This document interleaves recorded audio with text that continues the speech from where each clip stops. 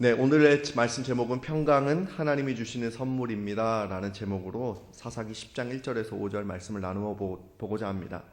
사람은 누구나 평강을 누리며 살기 원합니다. 그래서 인류의 많은 사람들은 행복에 대해서, 평강과 행복은 조금 이제 비슷한 이미지를 가지고 있는데, 행복에 대해서 많은 논의를 나누었습니다. 그리고 행복이라는 주제는 지금도 많은 사람들에게 있어서 인생의 커다란 주제이기도 합니다. 모든 사람은 행복을 추구하며 산다고 해도 사실 과언이 아닙니다. 그렇지만 인류 역사에 걸쳐서 완전한 행복을 얻고 완전한 행복을 누리며 살았던 자들은 애석하게도 보이질 않습니다. 누구나 삶의 문제에 있어서 괴로워했고요. 내면의 부르짖음으로 인해서 슬퍼하는 인생을 살았습니다. 행복은 참 좋은 것이고 인생길의 가장 좋은 동반자라는 것을 알고는 있지만 행복이란 녀석은 언제나 우리와 거리를 두고 있습니다. 행복을 추구했던 이스라엘, 그리고 행복을 찾고 있는 현대인들은 참 공통점이 많이 있습니다. 물질 문명은 더욱 발전하고 문화생활 및 자아실현의 길은 더욱 넓어졌음에도 불구하고 여전히 현대인들은 행복을 누리고 있지 못하는 것이 사실입니다. 무엇이 문제일까요? 이스라엘은 출애굽하여 약속의 땅을 얻게 되었고요. 대한민국은 한국 전쟁 이후에 놀라운 경제 성장을 이룩하여 역사상 그 어느 때보다도 풍요로움을 맛보고 있습니다. 그래도 대한민국은 행복하다고 말하는 사람은 한 사람도 없습니다. 단순히 예전과 비교해서 지금은 살만하다고 말하는 것 역시 우리에게 설득력 있게 다가오진 않습니다. 또한 지금 지구촌에 우리보다 못 사는 나라들이 얼마나 많이 있음을 알고, 그러니까 지금 이 모습에 감사하자고 말하는 것 역시 아무런 위로도 되지 않습니다. 모든 것을 가졌다고, 모든 기회를 가졌다고 생각하지만 그것은 잠깐 위로가 될 뿐 완전하게 행복하다라고는 말할 수는 없습니다. 오늘 본문은 아비멜렉이란 악한 인물이 이스라엘, 특히 세겜을 어떻게 초토화시킨 이후의 일이고, 대사사 입다 출현 전 2명의 소사사에 대한 말씀입니다. 젖과 꿀이 흐르는 땅으로, 그 가나안 땅으로 들어갔지만 여전히 괴로움 가운데 이스라엘은 서 있었습니다. 처음에는 이방 민족들에 의하여 고난을 당했으나 아비멜렉으로부터는 민족 내부로부터의 괴로움에 이스라엘은 고개를 떨구게 되었습니다. 하나님은 자신의 백성인 이스라엘을 어떻게 하실까요? 하나님은 이스라엘에게 무슨 말씀을 하시고 싶으셨을까요? 그리고 사사시대를 사는 것과 같이 하나님의 영광이 희미해져 버린 이 시대를 향하여 하나님은 어떤 말씀을 하고 싶으실까요? 오늘 말씀을 통하여 우리를 향한 하나님의 뜻을 조금씩 발견하는 시간이 되기를 소원합니다. 앞서 말씀드렸던 것처럼 아비멜렉으로 인해서 이스라엘은 황폐해져 버렸습니다. 이는 아비멜렉의 폭정과 전쟁으로 인한 사회적, 경제적인 황폐화뿐만 아니라 이스라엘이 하나님을 온전히 바라보지 못하도록 한 영적인 황폐화 역시 포함됩니다. 이러한 상황 가운데 등장한 사사는 바로 돌라입니다. 돌라라는 이름 자체가 아직 우리에겐 익숙하진 않는데, 그도 그럴 것이 돌라에 관하여서는 자세하게 성경에서 기록하고 있지는 않습니다. 그의 기록에 관하여서는 그는 이사갈 사람이다, 그리고 도도의 손자 부하의 아들이라고 그의 출신에 대해서만 조금 자세하게 설명하고 있습니다. 그러니까 굳이 도도의 손자 부하의 아들이라고 하는 것으로 보아서 좀 괜찮은 집안의 인물이라고 추측할 수 있을 뿐 돌라에 대한 정보는 우리에게 많이 있지는 않습니다. 돌라가 사사로서 한 일도 굉장히 간략하게 설명되어져 있습니다. 이스라엘을 구원한 일이었습니다. 어떤 이방 민족들의 침입으로부터 구원한 것인지에 대해서는 말하고 있지는 않습니다. 그래서 10장 1절에 아비멜렉의 뒤를 이어서라는 말씀을 근거하여 볼 때 아비멜렉으로 인하여 황폐화되고 침울해 있던 이스라엘을 일으킨 사람으로 보입니다. 이스라엘을 좀 안정시킨 사람으로 추측할 뿐입니다. 그리고 그는 이스라엘의 사사로서 23년간 다스리다가 죽고 3일이라는 지역에 장사됩니다. 자, 그리고 돌라가 죽은 후 길르앗 사람 야일이 일어나 22년 동안 이스라엘의 사사가 됩니다. 그에게는 아들 30명이 있었습니다. 기드온과 마찬가지로 야일 역시 많은 아들들을 거느린 부와 권세를 가진 사사였습니다. 그의 아들들은 어린 나귀 30과 성읍 30을 소유했다고 합니다. 즉 아들이 30이고 나귀가 30이니까 아들 한 명씩 어린 나귀를 한 마리씩 타고 다녔고, 그리고 성읍을 하나씩 가졌음을 추측해 볼 수 있습니다. 자, 나귀라는 짐승은 어떤 짐승인가 하면 당시 근동 지역에서는 왕이나 되는 강한 권세자가 타고 다녔던 짐승이 바로 나귀입니다. 평화 시기에는 왕이 어린 그런 나귀를 타고 다녔습니다. 예수님이 예루살렘 성읍에 입성하실 때 무엇을 타고 들어가셨죠? 사람을 한 번도 태우지 않은 어린 나귀를 타고 예루살렘 성으로 입성하셨죠. 이것은 바로 스가랴 9장 9절의 말씀처럼 평화의 왕으로 예루살렘에 들어가심을 우리에게, 그리고 신약시대 사람들에게 보여주고 있는데, 평화의 왕이기 때문에 나귀를 타고 예루살렘으로 들어가시는 거예요. 예수님이 왕 되시기 때문에 나귀를 타고 들어가신 거거든요. 그러한 이미지를 가지고 우리가 또한 생각할 때, 야일의 아들들이 나귀를 탔다는 것은 왕과 같은 권세를 가지고 살았다라고 보여지는 겁니다. 그러니까 이 야일에게 얼마나 큰 권세가 있었는지를 단적으로 보여주고 있는 거예요. 그러니까 야일의 아들들이 나귀를 타고 다녔다는 것은 우리의 표현대로 말하자면 큰 대기업 회장님 아들들이 에쿠스를 타고 다니는 것으로 생각하면 이해하시기가 쉬울 겁니다. 그리고 성읍을 가졌다는 것은 특별히 설명할 필요가 없을 것 같습니다. 매우 강한 권세를 가졌다는 겁니다. 지금도 집 한 채 가지고 있기 어렵습니다. 자녀들 결혼할 때 집 한 채 사주는 거요? 쉬운 일 아니죠? 못 사주잖아요. 어렵잖아요. 요즘에 집값이 얼만데요. 그런데 이 사람의 야일의 자손들은 성읍을 가지고 있었다고 합니다. 마을들을 하나씩 가지고 있었다는 거죠. 엄청나게 큰 부와 명예와 권세를 가지고 있었다는 겁니다. 야일이라는 그 사사는 왕과 같은 사사였죠. 이러한 권세를 가진 야일 역시 22년 동안 이스라엘의 사사로 있다가 죽게 되었습니다. 자, 1절에서 5절까지의 개략적인 말씀을 보았습니다. 다른 사사들의 이야기와는 조금 뭔가 다른 점들이 느껴지지 않나요? 앞서 등장했던 사사들과는 다른 요소가 있습니다. 그러니까 앞서 등장했던 사사들에게 포함되어졌던 요소가 이 돌라와 야일에게는 포함되어 있지 않습니다.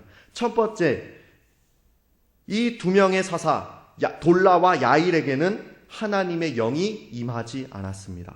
하나님의 영이 임했다는 기록이 없습니다. 두 번째입니다.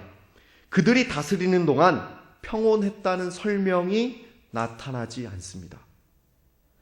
세 번째, 특히 야일의 경우에는 사사로서 구원했다든지 적을 격퇴했다든지 이런 언급이 없이 그냥 다스렸다라고만 설명이 되어 있습니다. 뭔가 사사로서 부족한 요소가 보입니다. 이 세 가지 요소 가운데서 가장 근본적인 문제는 바로 사사로서 이스라엘을 다스려야 하는데 하나님의 영이 임하지 않았다는 거예요. 이스라엘이 어떤 민족입니까? 하나님의 사랑을 받고 하나님의 백성으로 세워진 하나님의 백성들입니다. 이들은 하나님이 다스리는 백성들입니다. 그럼에도 불구하고 이들을 이끄는 대리자인 사사에게 하나님의 영이 주어지지 않았다, 하나님의 영이 함께하지 않았다는 것을 무엇을 의미하겠습니까? 이것은 하나님의 숨으심 또는 하나님의 외면이라고 말할 수 있습니다. 선지자 이사야는 45장 15절에서 다음과 같이 고백합니다. 구원자 이스라엘의 하나님이여 진실로 주는 스스로 숨어 계시는 하나님이시니이다. 아멘. 그렇습니다. 하나님은 자신의 뜻과 능력을 하나님 스스로 보여주시지 않으면 그 어느 누구도 하나님을 알 수도 만날 수도 그분이 어떤 분인지 조금도 깨달을 수 없게 됩니다. 그런데 사사에게까지 하나님은 자신의 영을 부어주시지 않으셨습니다.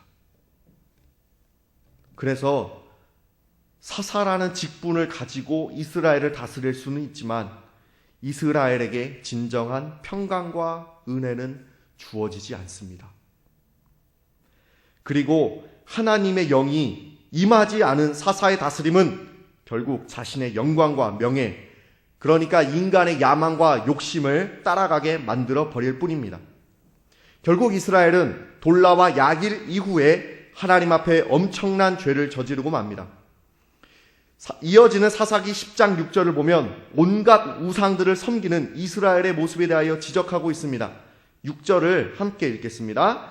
이스라엘 자손이 다시 여호와의 목전에 악을 행하여 바알과 아스다롯과 아람의 신들과 시돈의 신들과 모압 신들과 암몬 자손의 신들과 블레셋 사람들의 신들을 섬기고 여호와를 버리고 그를 섬기지 아니하므로.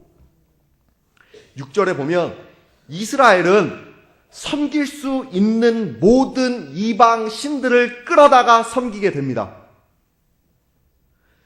이스라엘 주변에 있었던 가나안 민족들이 섬겼던 모든 신들을 다 끌어다가 이스라엘은 섬기기 시작해요.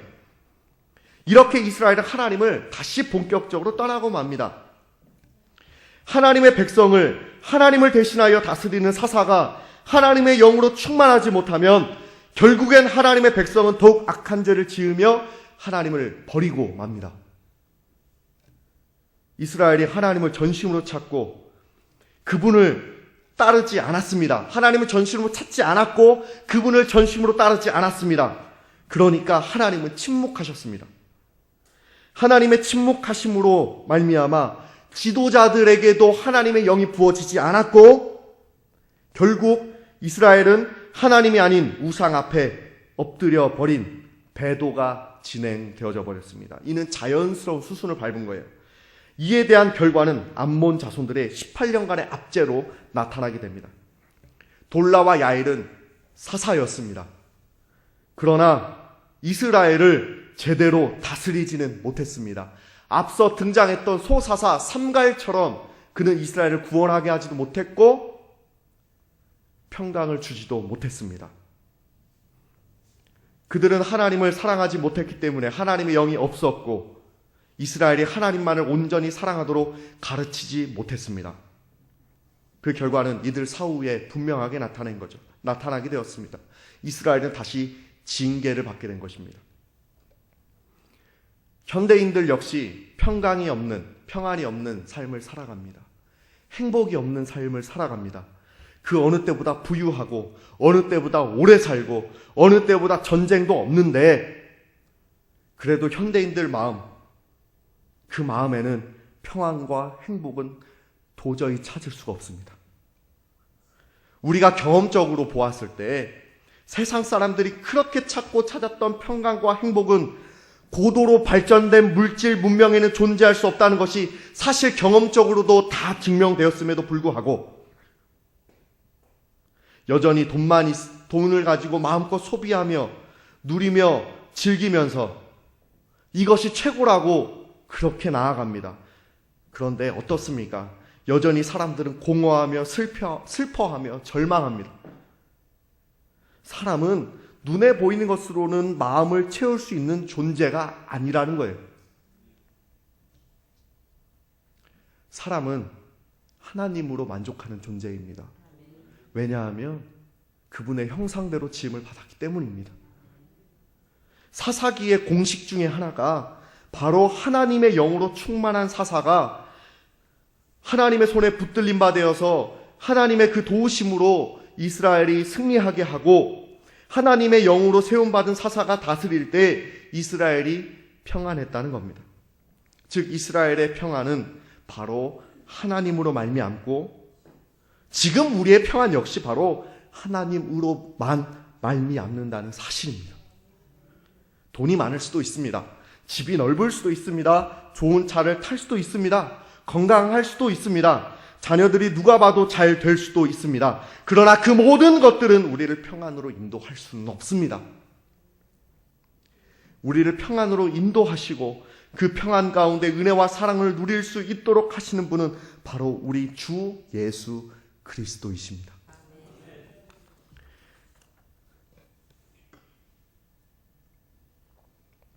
하나님만이 우리의 가슴을 벅차오르게 하십니다.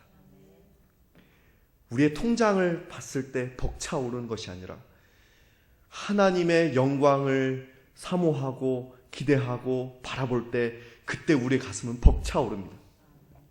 하나님만이 우리의 현재의 삶의 형편 가운데서도 만족하게 하고 감사하게 하십니다. 그래서 우리의 통장이 마이너스를 찍어도 하나님으로 인하여 기뻐할 수 있습니다. 하나님만이 우리의 억울함을 풀어주십니다. 하나님만이 우리의 눈물을 닦아주셔서 기쁨의 노래를 부르게 하십니다. 이스라엘에게 하나님밖에 없는 것처럼 하나님의 백성이 되고 하나님의 자녀가 된 우리에게도 역시 하나님밖에 없습니다. 그래서 우리 하나님만이 우리의 기쁨이 되고 우리의 자랑이 되십니다. 그러나 세상 사람들은 단 한 번도 하나님의 은혜와 사랑을 누려본 적도 없으면서도 하나님을 믿는 것을 조롱하고 여전히 거부합니다. 심지어 그리스도인들, 자신이 그리스도인이라고 말하는 사람조차 그러한 세상의 풍조에 밀려서 하나님보다 세상이 추구하는 것들을 향하여 불나방처럼 달려갑니다. 그래서 하나님이 아니라 고작 찾는 것이라고 부와 명예와 건강이며 여유 있는 노후 생활입니다. 그러나 인류 역사만 조금만 뒤적거리며 찾아봐도 세상이 주는 모든 부와 명예로는 사람의 영혼을 만족시킬 수 없다는 것이 명백하게 인류 역사 가운데서도 드러납니다. 그러나 사람은 어리석고 미련하여 계속해서 낭떠러지로 하염없이 걸어가고 있습니다. 야일과 같은 사회 지도층들은 자신의 부와 명예를 자랑하며 살아갑니다. 국내 10대 재벌 가문의 지난해 말 기준 자산이, 그러니까 10대 재벌 부자들 집안 재산이 1240조 6천억 원에 이른다는 분석이 나왔습니다. 어마어마한 돈입니다. 그런데 이는 지난 2009년 810조 원에 비해 5년 동안 430조 원이나 늘어난 엄청나게 많은 부입니다. 제가 요즘 사람들에게 말하는 것이 있습니다. 1조 원이 얼마나 큰 돈이지 않으냐라고 묻는 거예요. 그 돈 역시 큰 돈인지 잘 모릅니다. 뭐 봤어야 알죠. 계산을 한번 해봤습니다. 1조 원이나 되는 돈은 우리가 하루에 137만 원씩 써야 2000년 동안 그 돈을 다 쓸 수 있습니다. 예수님 때부터 지금까지 하루에 137만 원을 써야 지금 다 쓰는 거예요. 우리나라 역사를 5000년으로 잡았을 때 하루에 54만 원씩 쓸 수 있는 돈이 바로 1조 원입니다. 하루에 5,400원씩이라도 제 통장에 들어왔으면 좋겠습니다. 그러니까 1조 원이나 되는 돈이 우리의 상식을 정말 뛰어넘는 어마어마한 돈이라는 거예요. 그런데 국내 10대 재벌 집안은 5년 동안 가뜩이나 돈이 많은데도 5년 동안 430조 원이나 되는 엄청난 돈을 계속해서 축적했습니다. 그래서 1240조 6천억 원에 이르는 돈이 바로 우리나라 10대 부자 집안이 소유하고 있다고 합니다. 우리나라 1년 예산 한 4년치 예산인 것 같아요. 제가 여러분에게 말씀드리고 싶은 것은 이들이 가진 부를 부러워하거나 뺏어야 한다는 것을 말하는 것이 아닙니다. 다만 이들이 부를 축적하기 위해서 과연 정당한 방법을 사용했을까라는 것을 생각해 봐야 한다는 겁니다. 이 재벌 집안의 아들들의 국적은 대한민국이 아닐 확률이 굉장히 높습니다. 더 이상 부러울 것이 없어 보이는 이들을 여전히 정치인들이 알게 모르게 계속해서 왜 도와주고 있을까요? 안 도와줘도 되는데, 나를 도와줘야 되는데 왜 가진 사람들을 여전히 도와주고 있을까요? 답은 간단하죠. 국회의원과 같은 정치인들은 서민의 표를 받고 당선이 되긴 하지만 부와 명예를 가진 자들의 자금 지원을 받아 정치 생활을 합니다. 그래서 선거철이 되면 한 표씩 달라고 유권자들에게 표를 구걸하지만 웬만해서는 서민들을 위해 정책을 펴지는 않습니다. 우리나라 경제 규모는 계속해서 커지고 있습니다. 그러나 경제 규모가 커지면서 발생되는 돈은 대부분 부자의 호주머니로 들어갑니다. 우리는 여전히 힘들고 어렵습니다. 서울에서 자기 집에 사는 사람이 과연 얼마나 될까요? 물론 대한민국의 평강이 부자에 대한 강력한 제재에 있다고는 말하진 않습니다. 부자를 제재한다고 해서 절대로 이 나라에 평강이 오는 것은 아닙니다. 그러나 한번 생각해 볼 문제는 하나님을 사랑하지 않고 이웃을 사랑하지 않는 자들이 국가를 운영하고 경제력을 가졌을 때 하나님이 사랑하시는 나를 비롯한 우리 이웃들이 얼마나 많은 고통을 현실 속에서 받아야 하는지를 돌아보자는 거예요. 세월호 사건이 반년이나 지났습니다. 아직도 몇몇 남은 실종자들의 가족들은 팽목항에서 시신이라도 찾아보려고 하염없이 괴로운 시간을 보내고 있습니다. 이 나라는 경제를 위해 세월호를 흘려보냈습니다. 물론 그 사건으로 온 국민이 계속해서 침울해서도 안 되고 좌절과 절망에 가득 차 있어도 안 됩니다. 그런데 경제를 위해 국민들은 세월호를 잊고 참아주었는데 이 나라는 도대체 이전과 무엇이 달라졌습니까? 유병언이 그렇게 허망하게 죽은 것으로 세월호 사건은 종결입니까? 유병언 아들 유대균 씨는 징역 4년, 그의 도피를 도왔던 박수경 씨는 징역 8개월의 집행유예 2년이라고 합니다. 그까지 형량 주려고 전 국민을 대상으로 그 난리를 쳤습니다. 정권을 쥐고 있거나 정권을 잡고자 하는 정치인들은 국가와 국민을 위해 이것 하나도 시원하게 해결 못하고 있는 사실이 지금 현실입니다. 지도자들이 너무 무능합니다. 이들에게 기대할 것이 별로 없습니다. 그런데 문제가 있습니다. 문제는 앞으로도 그럴 것 같다는 거죠. 많은 사람들은 지금 국가의 시스템과 시대 정신을 마음에 들어 하진 않습니다. 지금 정권을 잡고 있고 부와 명예를 쥐고 자기 마음대로 살아가는 사람들에게 호의적인 마음을 줄 필요가 없어 보입니다. 그리고 반대로 정권을 탈취하기 위하여 정의라는 탈을 쓴 급진적인 사람들에게도 호감을 보낼 필요 역시 없는 것처럼 보입니다. 이유는 간단합니다. 이들은 절대로 하나님의 평강을 모방조차 할 수 없는 죄인들이기 때문에 그렇습니다. 그런데 더욱 큰 문제는 그리스도인들이 하나님이 아닌 세상 정치인들에게 기대를 하고 정치적으로 지지하거나 반대하는 등으로 의견들이 첨예하게 나뉘어서 대립하고 있다는 거예요. 그리스도인들조차 자신의 개인적 이익과 유익을 위하여 하나님을 사랑하는 것과 이웃을 사랑하라는 가장 중요한 계명을 무시하며 살아갑니다. 이러한 시대 정신으로 꽉 차 있는 이때 어찌 하나님의 영으로 충만한 지도자가 이 땅에서 일어날 수 있을까요?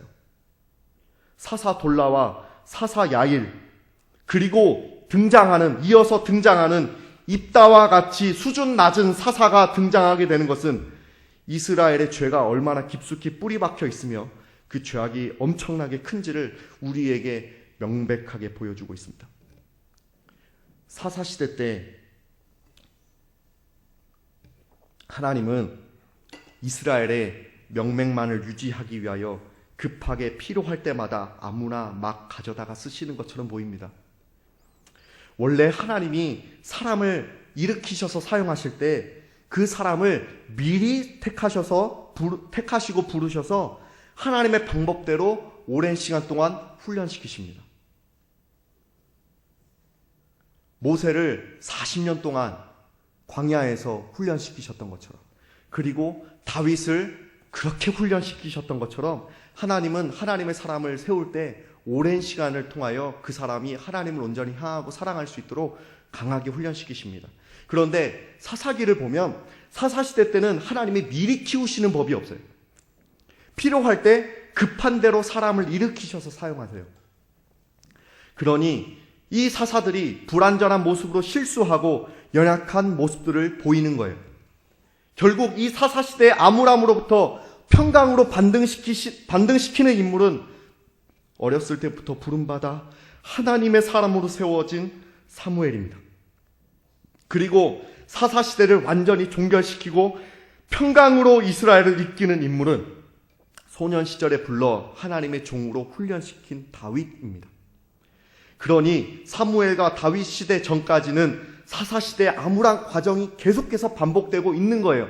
죄악이 관영하니까 지도자들조차 형편없는 지도자들이 세워지는 거예요. 지금 이 나라 역시 그렇습니다. 사람이 없습니다. 쓸 사람이 없습니다. 선거철에 후보는 많은데 도무지 뽑을 사람이 없습니다.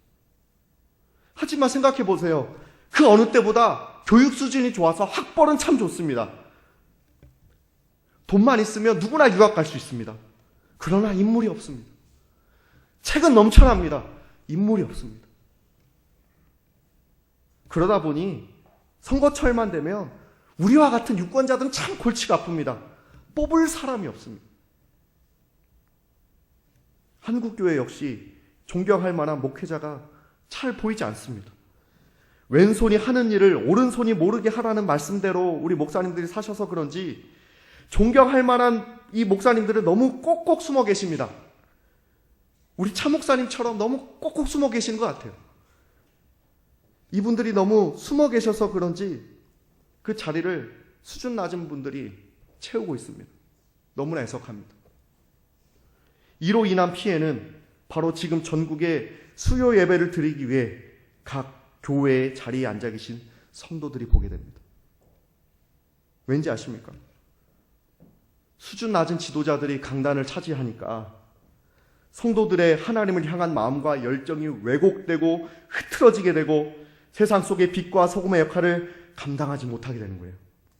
그로 인해 하나님의 영광은 가리워지게 되고 교회는 세상 윤리도 충족시키지 못해서 조롱받고 세상을 하나님의 말씀대로 떠받치지 못하게 되므로 세상은 더욱 악하게 됩니다. 사사시대의 악순환이 바로 지금 현대사회에서 정확하게 구현되고 있는 겁니다.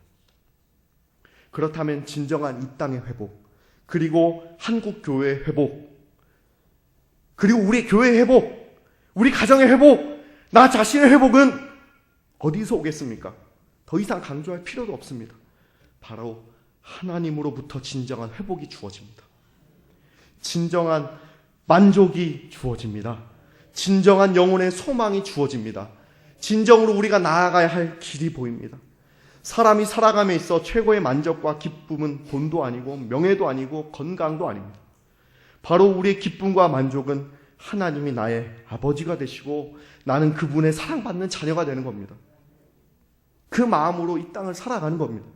사사기는 하나님으로부터 멀어졌을 때 찾아올 수밖에 없는 저주와 슬픔을 보는 말씀인과 동시에 진정한 평강은 하나님으로부터 온다는 사실을 발견하는 말씀입니다.